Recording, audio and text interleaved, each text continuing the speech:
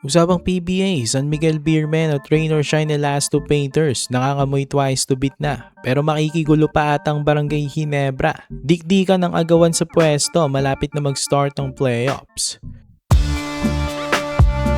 Exciting na ang mga natitirang games ng PBA dahil kasi malapit na mag-start ang playoffs at grabe nga ang labanan para sa top spots. This conference kasi kapag ka nakapasok ka sa top 4, may twice to beat advantage ka sa quarterfinals. Napaka-crucial ng dalawang panalo ng Ginebra lately. Ang last 2 games nila ay puro tambakan.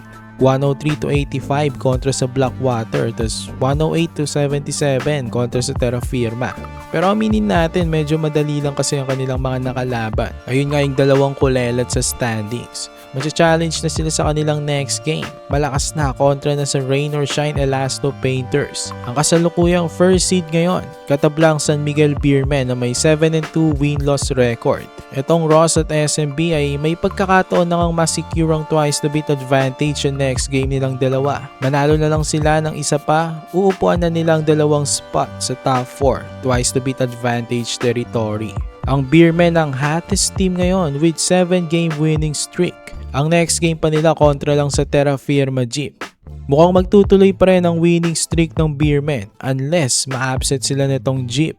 Sabi nga ng Beermen, ang team daw na ito ay delikado pa rin kasi nating tulos na daw. Malay natin baka nga itong Terra Firma pang makatapos sa winning streak ng Beermen. Habang ang Ross, 2 games pang natitira pero malalakas ang mga ito. Magnolia at Ginebra, mga contenders at nagkakabol pa sa twice to beat advantage. So hindi pa nakakasiguro itong Rain or Shine sa kanilang pwesto. Makikita nga natin sa standings, dikit-dikit lang. 2 games lang ang pagitan ng first seed na SMB at Rain or Shine sa 8th seed na Barangay Ginebra. Halos lahat pa ng nasa top 8 ay nag-aagawan pa talaga ng twice to beat advantage.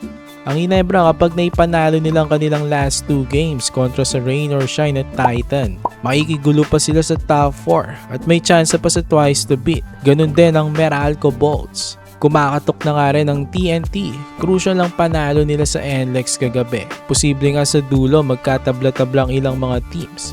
Kapag ganon, quotient ang gagamitin. Sobrang komplikado pa nga ngayon ito mga kabakit. Siguro next week mas lilinaw na. Magkaka-idea na tayo kung sino-sino ang mga teams na papasok sa top 4. Basta for now, ang SMB at Rain or Shine ay 1 win na lang mauupuan na nila ang dalawang pwesto sa twice to beat advantage. So ayun lang mga kabakets. For more PBA content, ilike nyo ng ating video at mag-subscribe na rin sa JB Buckets.